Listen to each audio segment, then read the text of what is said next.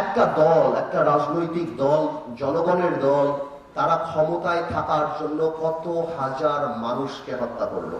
আমি এখনো বিশ্বাস করি যে আওয়ামী লীগের নৈতিকভাবে রাজনীতি করার কোনো অধিকার নাই যেই পর্যন্ত আওয়ামী লীগ অনুশোচনা না করে এবং আওয়ামী লীগ ক্ষমা না চায় এবং বিচার না করে।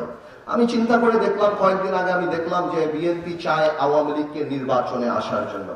আমি বুঝতে পারি রাজনীতিবিদ হিসাবে যে বিএনপি চেতেই পারে আওয়ামী লীগকে নির্বাচনে আসার জন্য, নাহলে আওয়ামী লীগ পরে বলতে থাকবে যে আমাদেরকে নির্বাচনকে বাদ দেওয়া হয়েছে, এই নির্বাচনের গ্রহণযোগ্যতা নাই, এই নির্বাচন আমরা করলে আমরা জিতে যেতাম। কিন্তু আমি একটা কথা পরিষ্কার করে বলে দিতে চাই, বিএনপি বলুক, শব্দ বলুক, ইউনুস সাহেব বলুক, গ্রাউন্ড রিয়ালিটি কিন্তু ডিফারেন্ট।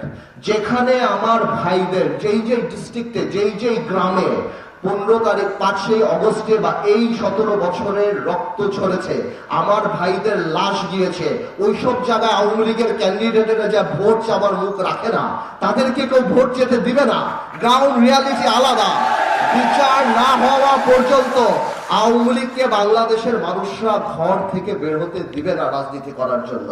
যদি অনুশোচনা না থাকে, যদি তারা মানুষের কাছে ক্ষমা না চায়। কিন্তু ইদানিং কয়েকটা বক্তব্যে দেখলাম ক্ষমা তো দূরের কথা। আরেকটা কথা আমি জিজ্ঞেস করতে চাই আওয়ামী লীগের, মানে পলায়িত আওয়ামী লীগ, হয়তো লোকাল আওয়ামী লীগদের জিজ্ঞেস করতে হবে, যারা পালায় আছে তাদেরকে জিজ্ঞেস করতে হবে। আমি জিজ্ঞেস করতে চাই, আপনারা ইউনুস সরকারকে গালি দিচ্ছেন, আপনারা বলছেন এই হত্যা ইউনুস সরকার করেছে, আপনারা বলছেন আমরা অবৈধ, এই সরকার অবৈধ, তাহলে আপনারা এই অবৈধ সরকারের অধীনে কিভাবে নির্বাচনে অংশগ্রহণ করবেন? তাহলে আপনাদের মেনে নিতে হবে। তো আমি মনে করি যে বিএনপি হয়তো ছাড় দিতে চায় আওয়ামী লীগকে নির্বাচনে আসুক, বা নৈতিকভাবে আমি মনে করি না আওয়ামী লীগের নির্বাচন করার কোনো সুযোগ আছে। এবং আওয়ামী লীগের মতো দলকে, যারা গণহত্যায় বিশ্বাস করে, যাদের কোনো রাজনৈতিক অস্তিত্ব নাই, যারা ক্ষমতায় যাওয়ার জন্য সবকিছু করতে রাজি, সেই ধরনের দলকে বাতিল নিষিদ্ধ করার জন্য আমি মনে করি সংবিধানের প্রভিশন থাকা উচিত। এটা আমার কথা না, জার্মানি কনস্টিটিউশন আর্টিকেল 21 এটা আছে, that if a political party loses its integrity, its character, বাংলাদেশে যদি যে রাজনৈতিক দলের ক্যারেক্টারিস্টিক হারিয়ে ফেলবে, যে রাজনৈতিক দল গণহত্যায় চলে যাবে, মানুষ হত্যায় চলে যাবে, এবং রাজনৈতিক দল যারা মানুষের কথা বলবে কিন্তু কথা না বলে যেখানে মানুষকে হত্যা করবে, আমি মনে করি এই ধরনের রাজনৈতিক দলকে নিষিদ্ধ করেন না পারবে, কিন্তু নিষিদ্ধ করার প্রভিশন সংবিধানে রাখতে হবে। না হলে এরা আবার করে সামনেও আবার এই ধরনের রাজনৈতিক দল সামনে চলে আসবে। আমি আরেকটা প্রস্তাব দিতে চাই। সেই প্রস্তাবটা হলো, আপনারা দেখেছেন বাংলাদেশের ইতিহাসে যেই পরিমাণ চুরি এই সরকার করেছে, বাংলাদেশের ইতিহাসে সেই পরিমাণ ডাকাতি, চুরি আমরা আগে কখনো দেখিনি। এই চুরি হওয়াতে বাংলাদেশে আমাদের কাছে আমরা শুধুমাত্র লজ্জিত না, সত্যি কথা বলতে বিদেশের মাটিতেও বাংলাদেশের কিন্তু যথেষ্ট সুনাম ক্ষুণ্ণ হয়েছে। আল জাজিরাতে যখন দেখি যে জাভেদ সাহেবের মতো একজন মন্ত্রী, না সাহেব মানে জাভেদের মতো একজন মন্ত্রী, উনি 300 বাড়ি লন্ডনে করে, আবার 350 বাড়ি দুবাইতে করে, তখন আন্তর্জাতিক ভাবে বাংলাদেশের ভাবমূর্তি নষ্ট হয়। তো আমি মনে করি অর্থনৈতিক রাষ্ট্রদ্রোহিতা আইন এই দেশে এখন পাশ করা উচিত। যাদের দুর্নীতি কর্মকাণ্ডের জন্য বিদেশের মাটিতে বাংলাদেশের সম্মান হেয় হয়, বাংলাদেশের মানুষ ছোট হয়, বিদেশিরা যেখানে বাংলাদেশে ইনভেস্টমেন্ট করার আগে দ্য স্কেল অফ করাপশন যখন দেখে বাংলাদেশের মাটিতে, এবং তারা এই কারণে বাংলাদেশে ইনভেস্ট করতে চায় না, আমি মনে করি এই ধরনের অপরাধীরা কোনো নরমাল চোর না, এরা স্পেশাল চোর। এদের জন্য স্পেশাল আইন থাকা উচিত, এবং সেই স্পেশাল আইন হলো এদেরকে অর্থনৈতিক রাষ্ট্রদ্রোহী হিসাবে এদেরকে সেই রকম পানিশমেন্ট দেওয়া উচিত। শুধুমাত্র বিদেশের মাটি না, দেখেন কিছু চুরি আছে, আপনি ব্যাট চুরি করছেন ট্যাক্স পুরিতে, কিন্তু কিছু চুরি আছে when you steal the heart of the people। যেমন আপনি ইলেকট্রিসিটি ক্ষেত্রে যখন চুরি করেন, আজকে আজিজ খান বাংলাদেশি টাকা নিয়ে যে সিঙ্গাপুরে বিলিয়নিয়ার হয়ে গেছে, আজকে এস আলম দাবি করছে উনি সিঙ্গাপুরি নাগরিক, তার মানে বাংলাদেশের 10 লক্ষ কোটি টাকা এতদিন চুরি করছো, ওই সময় তুমি বাংলাদেশি নাগরিক ছিলা, আজকে যখন আমরা কিছু করছি এখন তুমি সিঙ্গাপুরি নাগরিক হয়ে গেছেন। এরা রাষ্ট্রদ্রোহী, এদেরকে একাধিকবার ফাঁসি দেওয়া দরকার, কারণ এরা টাকাও চুরি করছে, এরা রাষ্ট্রের সিস্টেমও নষ্ট করছে। এই যে দরবেশ 30 লক্ষ মানুষকে শেয়ার মার্কেটে বাংলাদেশের মিডল ক্লাস ইকোনমি ধ্বংস করে দিয়েছিল। তো আমি মনে করি অর্থনৈতিক রাষ্ট্রদ্রোহিতা আইন অবশ্যই থাকা উচিত সংবিধানে, যাতে করে এরা বুঝে যে আগামীতে এদের রাষ্ট্রদ্রোহিতার জন্য এদের বিচার বাংলাদেশের মাটিতে হতে পারে।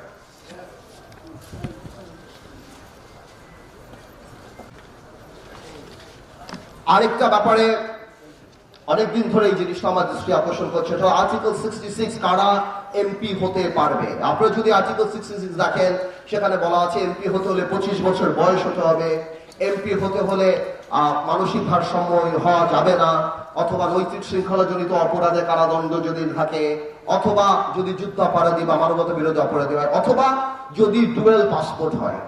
এই ব্যাপারে আমার একটা অবজেকশন আছে। আমি মনে করি আজকের দিনে এই সংবিধান যেদিন লেখা হয়েছিল তখন আমরা 25-30 বিলিয়ন ডলার আমি রেমিটেন্স আমার বাইরের যোদ্ধাদের কাছ থেকে পেতাম না, আমার প্রবাসী ভাইদের কাছ থেকে পেতাম না। আজকের সিচুয়েশন ইজ ডিফারেন্ট। প্রবাসী ভাইরা যদি 100 কোটি টাকা পাঠায়, সেটা আমরা খেয়ে ফেলবো, আমরা নিয়ে দেবো, কিন্তু তারা ইলেকশন করতে চলে আমরা ইলেকশন করতে দিব না, এইটা কিন্তু ঠিক না তাদের জন্য, এটা কিন্তু অপরাধ। প্রবাসীদেরকে সম্মান করা মানে এয়ারপোর্টে লাউঞ্জ করা না, প্রবাসীদের সম্মান করা মানে তাদেরকে ভালোবাসা, যাতে করে আমরা ফিল করি ওই ভালোবাসার সাথে সম্মানটা আসবে। আমি 12 বছর আগে পার্লামেন্টে এই কথা বলেছি যে আজকে মানসিক ভারসাম্যহীন, নৈতিক শৃঙ্খলা জড়িত অপরাধ বা যারা মানবতা বিরোধী অপরাধের সাথে জড়িত, তাদের নামের সাথে আপনারা প্রবাসীর নাম কিভাবে রাখতে পারেন? এই প্রবাসী, এটা তো তাদের জন্য ইনসাল্ট। ঠিক আছে, আপনি সেটা নিয়ম করে দেন। আমরা জানি সবাই খালি টাকা চুরি করার জন্যই ডুয়েল পাসপোর্ট নেয় না, বিদেশে পালানোর জন্যই নেয় না। অনেক মানুষই বিদেশে থাকে, সেখানে বিদেশে ভালো করে ব্যবসা বাণিজ্য করার জন্য তারা ডুয়েল পাসপোর্ট নেয়। ডুয়েল পাসপোর্ট থাকার কারণে তাদের সেই ব্যবসা বাণিজ্য ভালোভাবে তারা করতে পারে, তারা ট্যাক্সের মধ্যে আসতে পারে, এরকম অনেক এক্সপার্টিজ আছে। যদি দরকার হয় তাহলে দরকার পড়লে ওই নিয়ম করে দেন যে একটা সার্টেন অ্যামাউন্ট অফ রেমিটেন্স যদি তারা পাঠায়, তাহলে তারা কোয়ালিফাই করে যে তারা নির্বাচন করতে পারবে। কিন্তু ডুয়েল পাসপোর্ট থাকলেই যে আপনি তাকে নির্বাচন করতে দিবেন না, নির্বাচন সিস্টেম থেকে বাইরে ফেলে দিবেন, আমি মনে করি এটা প্রবাসীদের জন্য অত্যন্ত অপমানজনক। প্রবাসীরা যদি ভোট দিতে পারে তাহলে তারা নির্বাচন করতে পারবে না কেন? আমি অবশ্যই চাচ্ছি যে আমি আজকে যে প্রস্তাব দেব এর মধ্যে 3টা প্রস্তাবও যদি আপনি রাখেন, এই প্রস্তাবটা আপনাদের রাখতে হবে, কারণ এই প্রবাসীরাই কিন্তু বাংলাদেশের হৃদয়ের স্পন্দনের কাজ করে এখন। ওকে, তো এইটা মাথায় রাখতে হবে। আরেকটা ব্যাপার আসতেছে, আমাদের পার্লামেন্টে আমরা জানি নারীদের একটা কোটার ব্যবস্থা আছে। আমি মনে করি এই প্রবাসীর বাইরেও আরেকটা সেকশন আছে, সেটা হলো আমাদের গার্মেন্টস এর শ্রমিক ভাইয়েরা। এই গার্মেন্টস এর শ্রমিক ভাইদের কোনো স্পেশাল প্রোটেকশনের জন্য আমাদের কিছু নাই। আমি মনে করি প্রবাসী কোটা এবং গার্মেন্টস এর শ্রমিক কোটায় সংসদ সদস্য পার্লামেন্টে থাকা উচিত। তাদের সংখ্যা কি হয় সেটা বড় ব্যাপার না, 3 জন হতে পারে, 5 জন হতে পারে, কিন্তু এত বড় এই গার্মেন্টস দিয়ে আপনি মাসে 25 বিলিয়ন 30 বিলিয়ন আপনি অর্থ কামাই করছেন, আপনি প্রবাসীদের কাছ থেকে টাকা কামাই করছেন। গার্মেন্টস এর মালিকরা তো লেকশোর ওয়েস্টিন হোটেলে কনফারেন্সে সরকারকে তাদের অধিকারের কথা বলে। আমার শ্রমিক ভাইদের তো রাজপথ ছাড়া কোনো উপায় নাই, তারা তো রেডিসনও যেতে পারে না, লেকশোরে যেতে পারে না, তাদেরকে আপনি রাস্তায় নামান, আর রাস্তায় নামার পর পুলিশ তাদেরকে পেটায়। তো আমার কথা হলো তাদের অধিকারের কথা বলার জন্য পার্লামেন্টে যদি 3টা মানুষ থাকে, 2টা মানুষ থাকে, বা তাদের অধিকার নিয়ে কথা বলে প্রবাসী এবং শ্রমিকদের নিয়ে, আমি মনে করি যত জনসম্পৃক্ত করা যায়। ভাই, আমাদের উপলব্ধি করতে হবে গত 50 বছরে আমরা রাজনীতিবিদরা মানুষ থেকে দূরে সরে গিয়েছি। রাজনীতির কথা শুনলে মানুষ দূরে সরে যেত। আমাদের এখন সবভাবে আমাদের কাজে কর্মে ওই ইচ্ছা, ওই প্রয়াস থাকতে হবে যত সম্পৃক্ত সাধারণ মানুষকে, সাধারণ মানুষের অধিকার রক্ষার প্রক্রিয়াকে আমাদের সাথে, সংসদের সাথে সম্পৃক্ত করা যায়। তাহলেই মানুষ মনে করবে যে আমরা তাদের কথা বলি। এই যে আমরা মহিলা এমপিতে কোটা দিয়ে রাখলাম, যেখানে মমতাজ যারা যারা ছিলেন ওনারা এমপি ছিলেন, এই মহিলা কোটা দিয়ে তার মানে কি নারী হলেই আপনি এমপি হতে পারবেন? This can be a qualification. এর চেয়ে যদি আপনি এটা করতেন যে ঠিক আছে মহিলা কোটা আসবে কিন্তু শ্রেণীভিত্তিক আসবে, মহিলা কোটা আসবে কিন্তু ক্লাস রিপ্রেজেন্টেশন হবে। আজকে একজন ডাক্তার মহিলা আসবে বাংলাদেশের সকল নারী ডাক্তারের অধিকার নিয়ে কথা বলার জন্য। আজ একজন নারী শিল্পী আসবে, বাংলাদেশের সকল নারী শিল্পীদের, একজন নারী সাংবাদিক আসবে বাংলাদেশের সকল নারী সাংবাদিকের অধিকার নিয়ে কথা বলার জন্য। একজন নারী গার্মেন্টস কর্মী আসবে, একজন নারী ব্যবসায়ী আসবে, একজন নারী ইঞ্জিনিয়ার আসবে। তাহলে আপনি কি করলেন? আপনি জামাইকে নমিনেশন দিতে পারছেন না, বউরে নমিনেশন দিয়ে দিলেন। আপনি একে নমিনেশন, কে কবে আপনাকে পান খাইয়েছে, কে কবে আপনার গাড়ির দরজা খুলে দিয়েছে, কে কবে মিছিলে আপনার জন্য গাড়িতে this can be a qualification to become a member of parliament. এই কারণে কি নারী কোটা দেওয়া হয়েছে? যে আমার যাকে ভাল লাগে, কে আমার পাশে বসে, কে আমাকে উঠে নিয়ে যায়, কে মিছিল করে। তো আমি মনে করি 30 জন নারী যদি আমরা প্রপারলি ইউজ করি, এর মানে 30টা ইনস্টিটিউশনকে আমরা অ্যাকোমোডেট করছি বাংলাদেশ পার্লামেন্টে, যারা মানুষের অধিকারের কথা বলবে। শুনেন, আপনার ডিফারেন্ট জিনিস করতে হবে না, আপনি সরকারকে আমি বলবো আপনি ডিফারেন্ট ওয়েতে করেন। এই সংবিধানে এরকম অনেক কিছুই আছে যেটাকে আপনি যদি ভালো করে করতে পারেন, অবশ্যই এটা জনগণের ইচ্ছা প্রতিফলিত হবে। তো আমি মনে করি এই যে কোটা যদি দিতেই হয় গার্মেন্টসের কোটা দেন, কোটা যদি দিতেই হয় প্রবাসী কোটা দেন, কোটা দিতেই হয় নারীদের কোটা দেন, যাতে এই নারীদের কোটা দিয়ে সাধারণ নারীরাও মনে করবে that we are being represented at the parliament। আমি মনে করি এটা অনেক গুরুত্বপূর্ণ।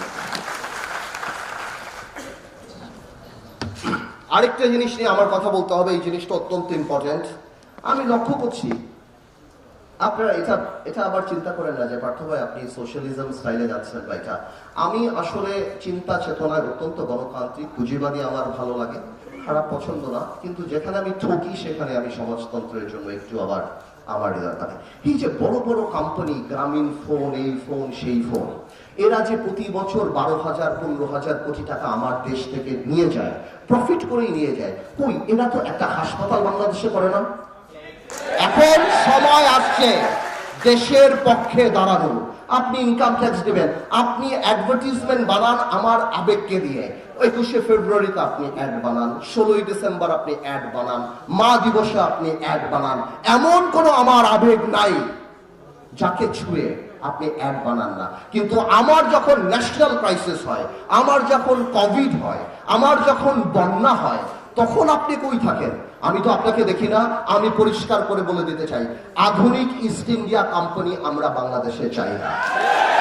সংবিধানে আপনারা বিদেশ থেকে আসেন, আপনারা ব্যবসা করেন, we don't mind, it's open country, it's open market, you can come and do business here. কিন্তু আমাদের সংবিধানে এই CSR প্রভিশন থাকা উচিত। বিদেশি কোম্পানি যারা বাংলাদেশে এসে কোটি কোটি টাকা, হাজার হাজার কোটি টাকা নিয়ে যায়, একটা পার্সেন্টেজ, যে পার্সেন্টেজ হোক, 2%, 3%, 5%, গ্রামীণ 10,000 কোটি টাকা নিয়ে যায়, সেটা 5% হলো 500 কোটি টাকা গ্রামীণের প্রতি বছর বাংলাদেশে ইনভেস্ট করতে হবে।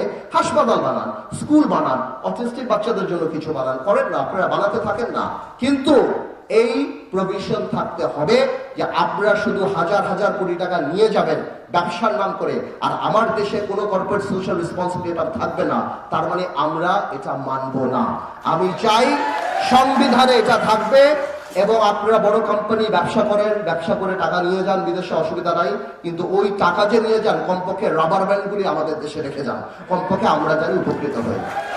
গ্রামীণ মিডিয়ার ভাইদের অনেক টাকা অ্যাড দেয়, আমি বিশ্বাস করি আমার এই গ্রামীণের এই ব্যাপারটা মিডিয়া ভাইরা বড় করে দিবে, আবার এমন যাতে না হয় আমার মিডিয়ার ভাইরা এই পার্ট কেটেই দিল।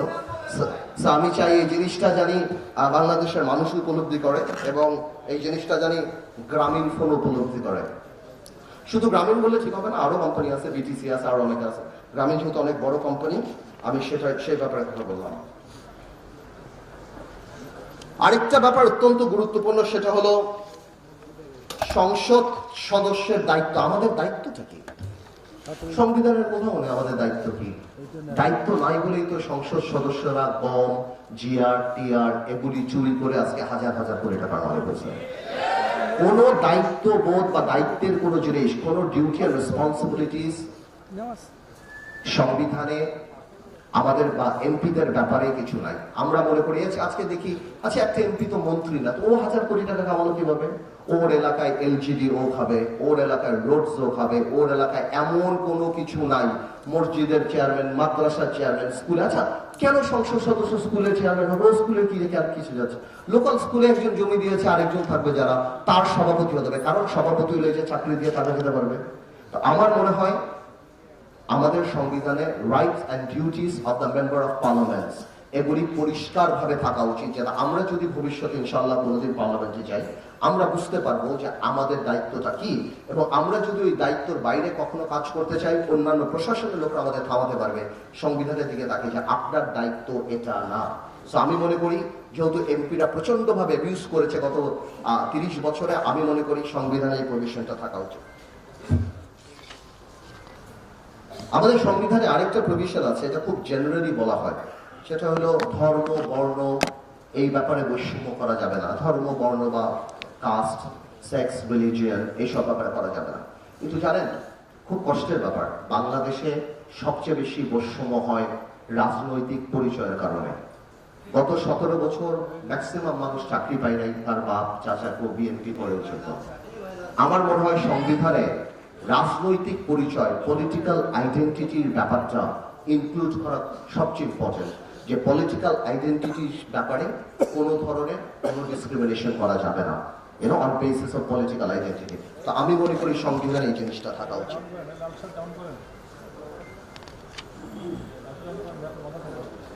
গুম খুনের ব্যাপারে আসলে কোন সংবিধানই পৃথিবীতে গুম আর খুনের ব্যাপারে সাপোর্ট করে না। আইন বানিয়ে তো আসলে হবে না, তারপর আইন থাকতে হবে। তবে আমি মনে করি আইনের চেয়ে বেশি থাকতে হবে এখানে মানসিকতা। আমরা চাই এই গুম খুনের ব্যাপারে অনেক বেশি প্রোটেকশন থাকুক, যাতে করে ভবিষ্যতে এই ধরনের মর্মান্তিক জিনিসগুলি বাংলাদেশের মাটিতে না হয়। আরেকটা ব্যাপার আছে, এটা অনেক ইম্পর্টেন্ট, সেটা হলো আজকের দিনে পরিবেশের ব্যাপারটা। আমাদের 18-র ক জীববৈচিত্র্য, প্রাকৃতিক সম্পদ, পরিবেশ রক্ষা, রাষ্ট্রের নিয়ন্ত্রণ, এইসব ব্যাপারে কথা বলে, কারণ আমাদের প্রস্তাবনা হলো এই জিনিসটাকে আরো অনেক ইম্পর্টেন্স দেওয়া, সবুজ ও দূষণমুক্ত পরিবেশ তৈরির জন্য কমিশন গঠন করা, টেকসই উন্নয়ন, নবায়ন, সবচেয়ে বড় কথা হলো মানুষকে এডুকেটেড করা। স্কুল, কলেজ, মসজিদ, মাদ্রাসা সব জায়গায় বোঝানো যে পরিবেশ আমাদের জন্য কত ইম্পর্টেন্ট, যে পরিবেশ না থাকলে কিন্তু বাংলাদেশের মাটি থেকে আরম্ভ করে বাংলাদেশের আকাশ পুরোটাই কিন্তু আমাদের। এই পরিবেশ যদি আমরা রক্ষা না করি, আলটিমেটলি কিন্তু সামনে আমাদের ভবিষ্যৎ তো থাকবেই না, দেশ ধ্বংস হয়ে যাবে। এখন কিছু রাজনৈতিক কথা বলে, এই কথাগুলি বলা খুব ইম্পর্টেন্ট। আরো কিছু প্রস্তাব যেটা অন্যান্য রাজনৈতিক দলরা দিচ্ছে, এর মধ্যে সবচেয়ে বড় ব্যাপারটা হলো প্রপোর্শনাল রিপ্রেজেন্টেশন, সমানুপাতিক, যার মানে যেভাবে ভোট মানে উইনার টেক্স অল এরকম যাতে না হয়, সমানুপাতিক যেই নিয়ম এখন করার জন্য অনেকে চেষ্টা করছে।